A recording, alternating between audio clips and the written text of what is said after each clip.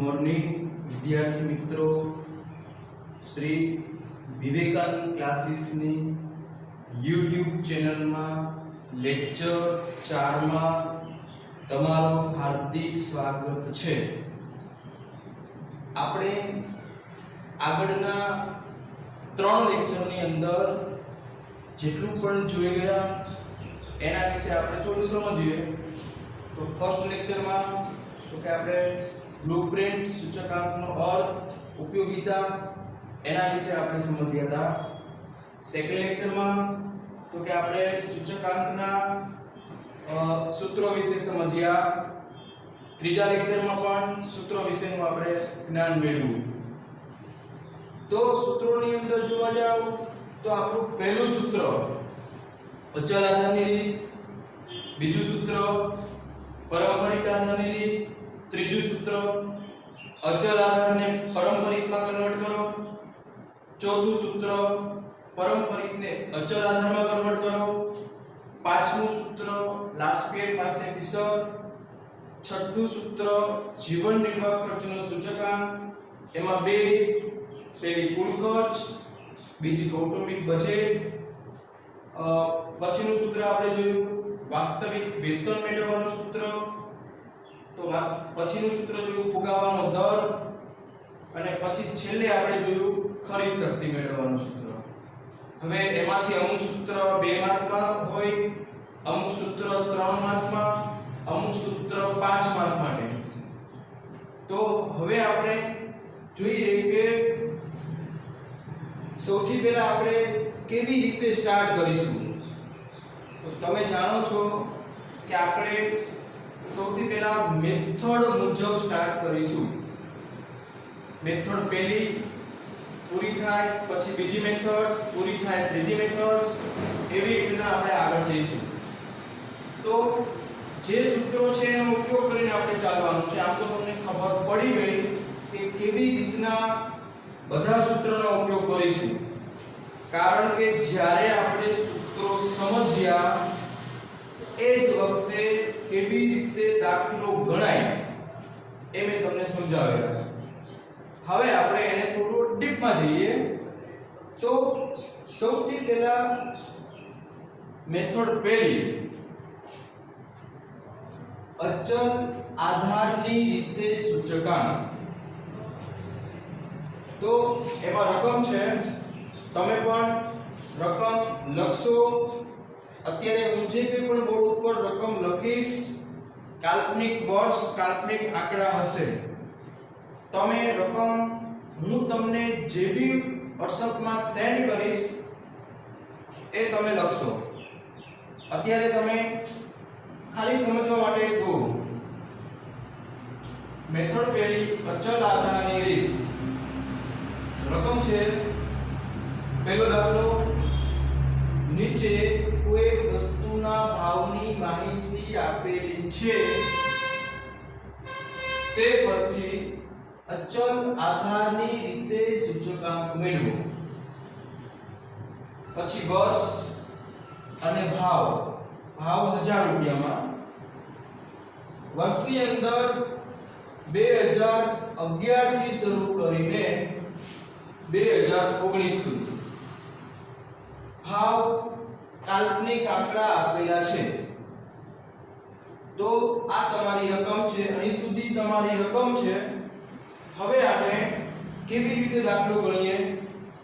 તો સૌથી પહેલા ઊભી કોલમમાં આપણે લખશું વર્ષ, ભાવ, બે રકમ સીધી આપણે લખી નાખશું।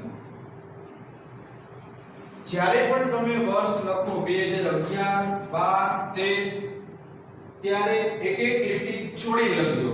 2011 એક લીટી છોડો, પછી 2012, જેથી તમારો ચોપડો વ્યવસ્થિત બનશે અને પેપરમાં પણ સારું લાગશે। બરાબર? ચાલો હવે ભાવ લખી નાખીશું। અહીંયા આપણે ગણીએ અચલ આધારની રીતે સૂચકાંક। તો સૌથી પહેલા સૂત્રને યાદ કરો। सूत्र का तो तमारे अहींया लखવું જરૂરી, ત્યાં જગ્યા ન મળે, ત્યાં ન લખવું હોય તો બાજુમાં અથવા નીચે, દાખલાની નીચે અથવા ઉપર કોઈ પણ જગ્યાએ આપણે સૂત્ર મૂકેલું હોવું જોઈએ. ઘણી વખત તમે એવું વિચારતા હોય મને સૂત્ર યાદ છે, લખવું નથી. નહીં, ફરજિયાત સૂત્ર લખવું જરૂરી છે. સૂત્ર નહીં હોય તો તમારો 1 માર્ક કટ થઈ શકે. 2 માર્કનો દાખલો હોય એમાં 1 માર્ક કટ થઈ શકે. એટલે સૌથી પહેલા સૂત્ર અહીંયા મૂકેલું છે બાજુમાં.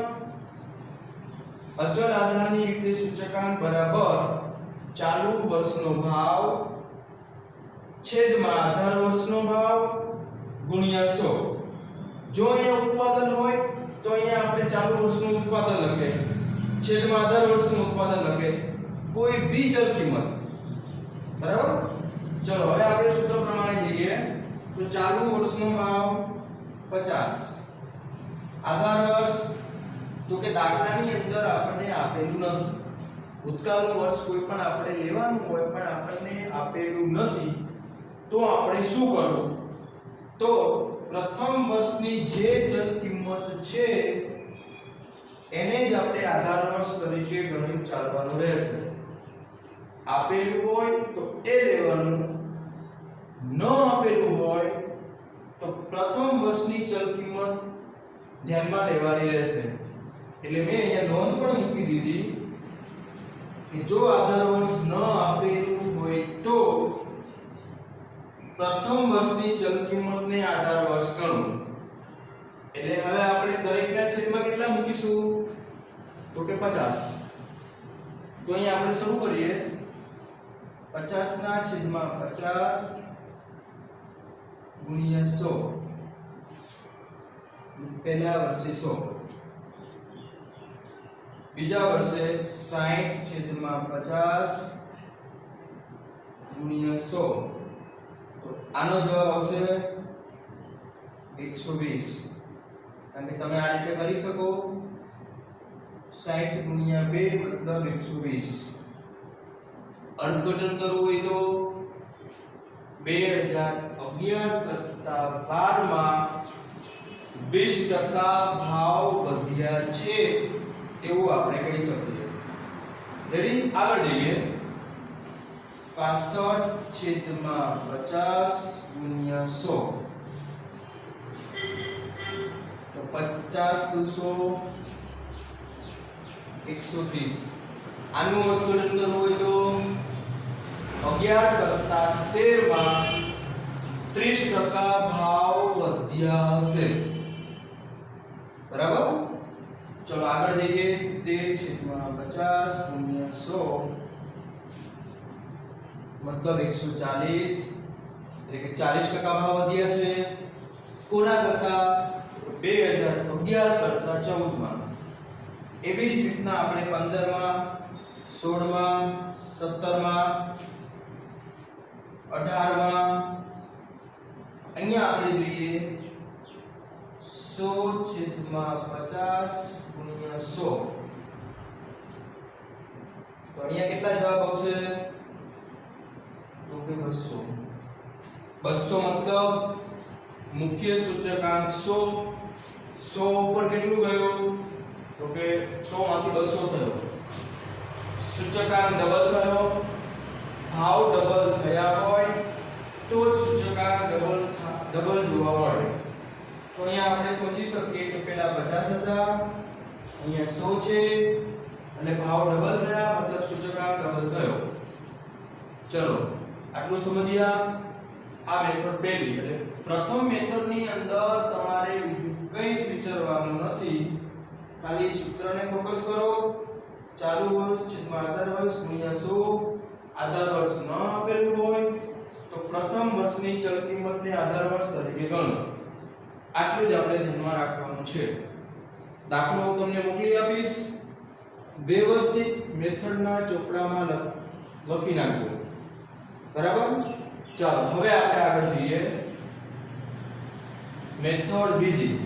હું આમાં થોડો સુધારો કરું છું રકમની અંદર. મેથડ બીજી.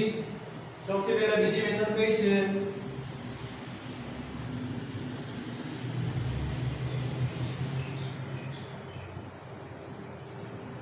તો કે પારંપરિક પારંપરિક આધારની રીતે સૂચકાંક બરાબર ચલો અહીંયા રકમ થોડું બદલાવું છું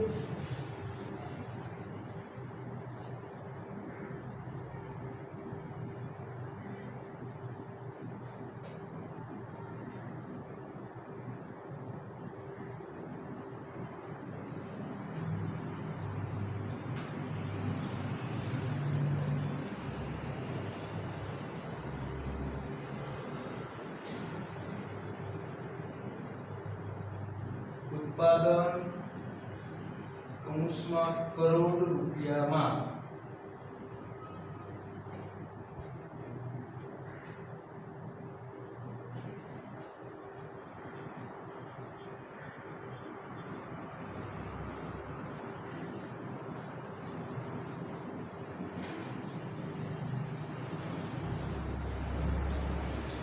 पचास 60 66 70 84 आंकड़ा काल्पनिक है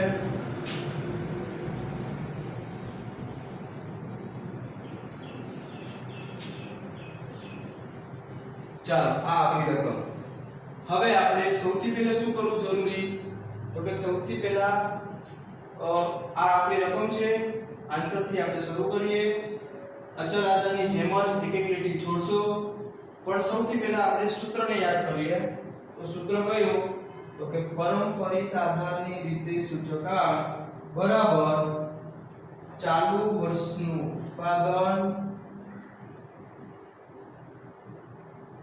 છેદમાં આધાર વર્ષનું ઉત્પાદન ગુણ્યા 100 ચલો આ સૂત્ર થયું હું અહીંયા ક્યાં ફેરફાર કરીશ થોડી રકમ બદલાવીશ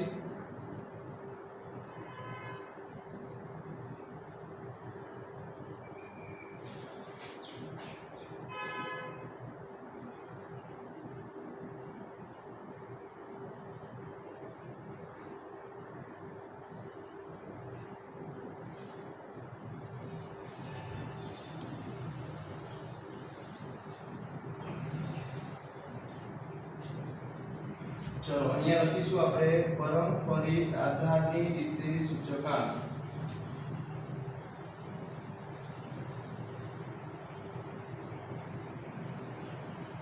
ચાલો હવે જો સૌથી પહેલા આપણે સૂત્ર પ્રમાણે ચાલીએ ચાલુ વર્ષનું ઉત્પાદન તો કે 50 છેદમાં સોરી આધાર નહીં આવે પણ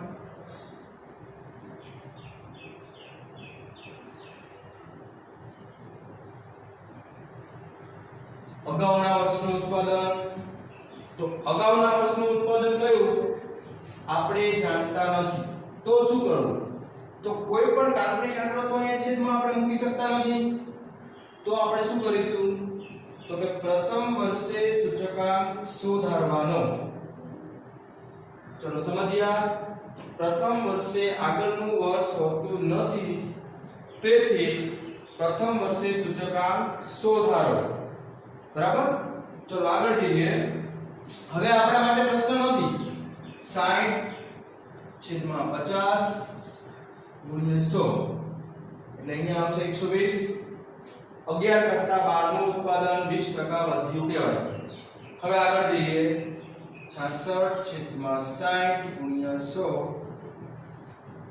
તો અહીંયા કેટલો જવાબ મળી શકે તો કે આનો જવાબ આવશે 110 તો કઈ રીતે મેં 110 ને કઈ રીતે મૂક્યા તો અહીંયા 60 માંથી 66 થયા 60 ના 10% 6 થાય એટલે 6 વધેલા છે મતલબ 10% વધ્યા કહેવાય 60 ના 10% 6 વધીને 66 બન્યા છે એટલે 10% ઉત્પાદન વધ્યું કહેવાય બરાબર એટલે કોના કરતા તો કે 2012 કરતા 13 માં 10% ઉત્પાદન વધ્યું કહેવાય આગળ જઈએ તો 70 છેદમાં 66 ગુણ્યા 100 જે બી આવે જવાબ 84 છેદમાં 70 ગુણ્યા 100 તો આનો જવાબ આવશે 120 70 માંથી 84 બન્યું મતલબ 20% ઉત્પાદન વધ્યું. કોના કરતા? તો કે 2014 કરતા 15 માં 20% ઉત્પાદન વધ્યું. બરાબર. આગળના વર્ષ સાથે બધી સરખામણી થવાની, કારણ કે પરંપરિતમાં આપણું સૂત્ર કયું? ચાલુ છેદમાં આગળનું વર્ષ. એટલે જે બી સરખામણી થશે આગળના વર્ષ જોડે થવાની. હવે આગળ જઈએ 90/84 ગુણ્યા 100. બધામાં આપણે આગળનું વર્ષ જ લેવાનું રહેશે. તો એ જ રીતે અહીંયા આપણે મૂકીશું 110/100 ગુણ્યા 100. આનો જવાબ આપણને મળશે 110. આનો આપણે અર્થઘટન કરવું હોય તો 18 કરતા 19 માં 10% ઉત્પાદન વધ્યું કહેવાય.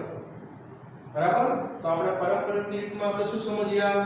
તો કે આધાર અચલ આધારની જેવું જ પણ છેદમાં આગળનું વર્ષ તમારે મૂકવાનું રહેશે. બરાબર. એટલે કે ફરી વખત બોલું છું, 2012 નું સૂચકાંક મેળવવાનો હોય તો 11 નું ઉત્પાદન છેદમાં મૂકો, 13 નું મેળવવાનો હોય 12 નું મૂકો, 14 નું મેળવવાનો હોય 13 નું મૂકો. બરાબર. આ રીતે આગળનું વર્ષ લેવાનું. પ્રથમ વર્ષે આગળનું વર્ષ આપણી પાસે ન હોય તો સૂચકાંક શોધારો. બરાબર. હું અહીંયા નોંધ પણ આપી દઈશ. પ્રથમ વર્ષ માટે આગળના વર્ષની ચલ કિંમત આપેલી ન હોય ત્યારે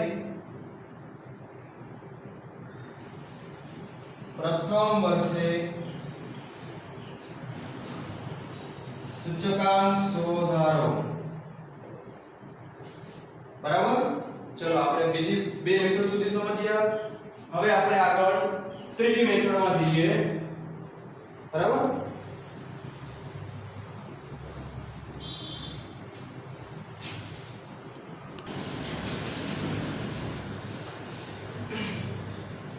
ચલો હવે મેથડ 3, ત્રીજી મેથડ અચલ આધારના સૂચકાંકને પારંપરિક આધારના સૂચકાંકમાં ફેરવવા દે. તો અહીંયા આપણને રકમ કેવી આપેલી હશે? તો કે અચલ આધારના સૂચકાંક આપણને આપેલા હશે, પારંપરિકમાં આપણે કન્વર્ટ કરવાના. બરાબર. તો રકમ જોઈ શકો છો. નીચેના અચલ આધારના સૂચકાંકને પારંપરિક આધારના સૂચકાંકમાં ફેરવો. એટલે રકમ કેવી થઈ? વર્ષ અચલ આધારના સૂચકાંક. એટલે અચલ સૂચકાંક આપણને આપેલા છે, પારંપરિકમાં આપણે કન્વર્ટ કરવા છે. બરાબર. તો અહીંયા સૌથી પહેલા આપણે કહીએ કે વર્ષ. દાખલો કઈ રીતે આપણે ગણવો? આ રકમ અહીંથી આપણે ગણી શકીએ કે વર્ષ બધા લખી શકીએ. અહીંયા શું આવશે? તો કે અચલ આધારે સૂચકાંક, જે આપણી રકમ છે એ જ અહીંયા આપણો જવાબ. બરાબર. તો અહીંયા આપણે શું લખીશું? અચલ સૂચકાંક આપેલા છે, પારંપરિકમાં કન્વર્ટ કરવા છે. તો અહીંયા આપણે લખશું પારંપરિક આધારે સૂચકાંક. બરાબર. સૌથી પહેલા સૂત્રને યાદ કરો. તો પારંપરિક આધારે સૂચકાંક બરાબર ચાલુ વર્ષનો અચલ સૂચકાંક છેદમાં આગળના વર્ષનો અચલ સૂચકાંક ઇન્ટુ 100. બરાબર. તો હવે આપણે સૂત્ર મુજબ ગણતા જઈએ. ચાલુ વર્ષનો 110 છેદમાં આગળના વર્ષનો, તો કે આપણી પાસે આગળના વર્ષ આપેલું નથી. તો શું કરવું? તો આગળનું વર્ષ જ્યારે ન આપેલું હોય તો સૂચકાંક તમે શોધારી શકો. તો અહીંયા આપણે કહી શકીએ છીએ કે આગળના વર્ષનું સૂચકાંક આપણી પાસે નથી, તો સૂચકાંક આપણે શોધારી શકીએ. તો અહીંયા છેદમાં આપણે 100 મૂકીશું. એટલે 110. હવે આપણી પાસે પ્રશ્ન નથી, હવે આપણને મળી શકશે બધું. 112 છેદમાં 110 આન્સર જે બી મળે 115 112 ગુણ્યા 100 118 છેદમાં 115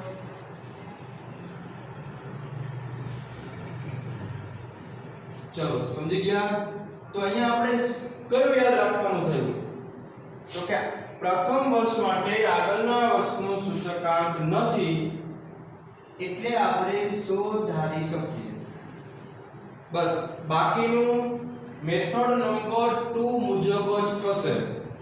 અહીંથી આગળ આપણે જઈએ છીએ મેથડ 2 મુજબ પછી કોઈ ચેન્જ નથી બરાબર। નોંધ પણ આપણે આપી શકીએ કે પ્રથમ વર્ષ માટે આગળના વર્ષનો સૂચકાંક આપેલો ન હોય તો 100 ધારો બરાબર। ચલો આમાં આપણે ખાલી અહીંયા 100 ધારો બસ બાકીનું મેથડ 2 મુજબ। હવે આપણે ચોથી મેથડ જોઈએ પરંપરિત આધારના સૂચકાંકને અચલ આધારમાં ફેરવવાની રીત। ચોથી મેથડ સૂત્ર પણ આપણું એ મુજબ જ ચાલે છે કે પરંપરિત આધારના સૂચકાંકને અચલ આધારમાં ફેરવો બરાબર।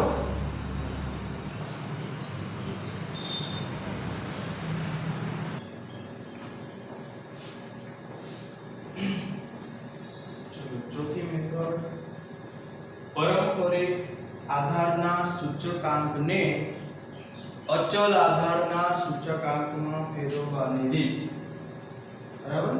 તો અહીંયા રકમ છે આપણી દાખલો મેથડ ચોથી દાખલો ચોથો બરાબર। નીચેના પરંપરિત આધારના સૂચકાંકને અચલ આધારના સૂચકાંકમાં ફેરવો। તો અહીંયા રકમ આપણી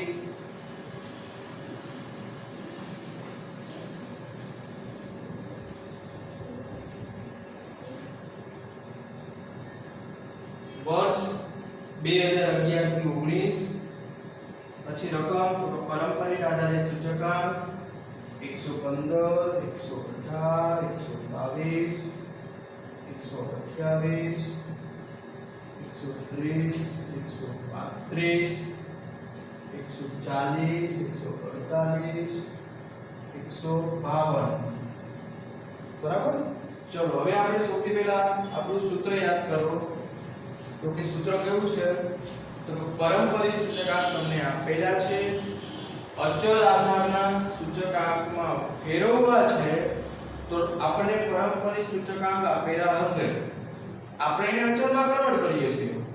ચલો અહીંયા વર્ષ અને પરંપરિત સૂચકાંક તો સૂત્ર કયું પરંપરિતને અચલમાં કન્વર્ટ કરીએ છીએ તો અહીંયા સૂત્ર બનશે અચલ આધારિત સૂચકાંક બરાબર ચાલુ વર્ષનો પરંપરિત સૂચકાંક ગુણ્યા આગળના વર્ષનો અચલ સૂચકાંક છેદમાં 100 બરાબર। જો આ એક સૂત્ર આપણું એવું છે કે છેદમાં 100 આવશે આગળના ત્રણ સૂત્ર એવા હતા કે ઇન્ટુ 100 આવતા હતા ગુણાકારમાં 100 આપણે મૂક્યા અહીંયા ભાગાકારમાં મતલબ છેદમાં 100 આવશે બરાબર।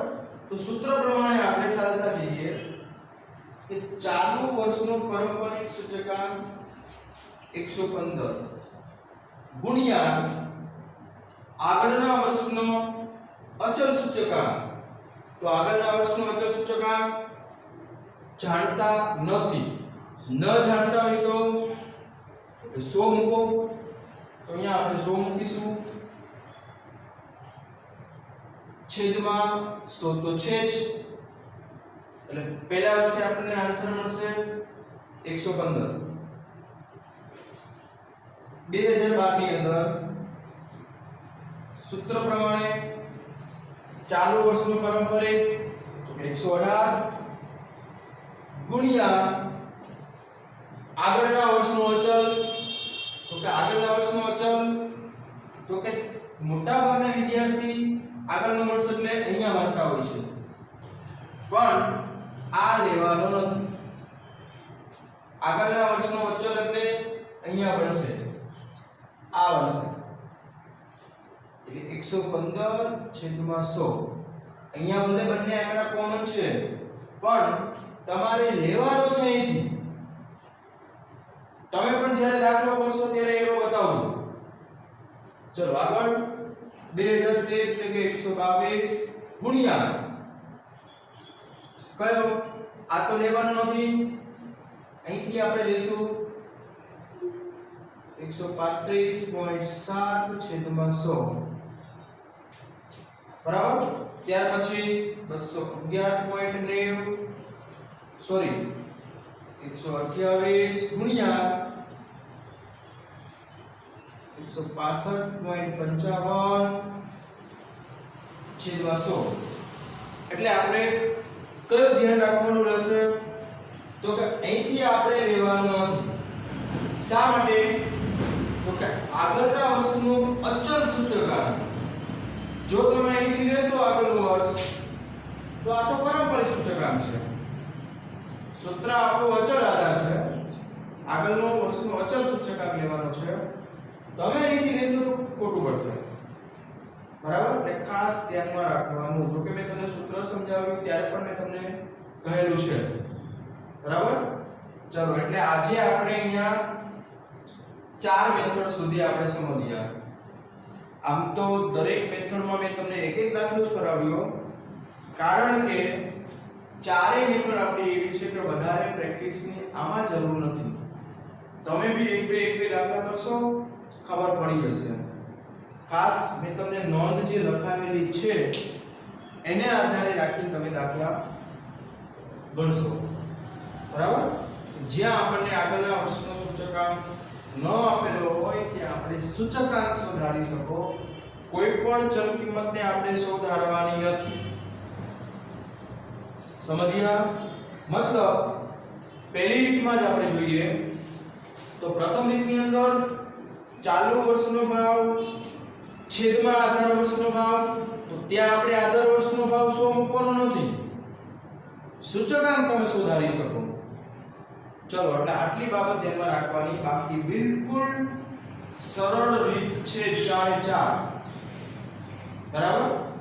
હવે આપણે પાંચમી રીત આપણી આવશે નેક્સ્ટ પીરિયડની અંદર. પણ તમે ચારે મેથડના દાખલાઓ હું તમને જેટલું બી મેથડના ચોપડામાં WhatsApp દ્વારા સેન્ડ કરું એટલું તમે ચારે રીત લખી લેજો. વ્યવસ્થિત રીતે ચોપડો બનાવજો. તમે કેવી રીતે ચોપડો બનાવવાનો છે એ મેં તમને રેગ્યુલર જ્યારે આપણે આંકડાશાસ્ત્ર શરૂ કર્યું ત્યારે મેં તમને કહેલું છે જ. બરાબર? સારા અક્ષરથી અલગ કલરની બોલપેન વાપરીને પણ તમે મેથડ બદલી શકો. મતલબ જ્યારે બી તમારી નવી મેથડ સ્ટાર્ટ થાય ત્યારે નવી મેથડ હંમેશા નવા પેજ ઉપર જ લખવાની.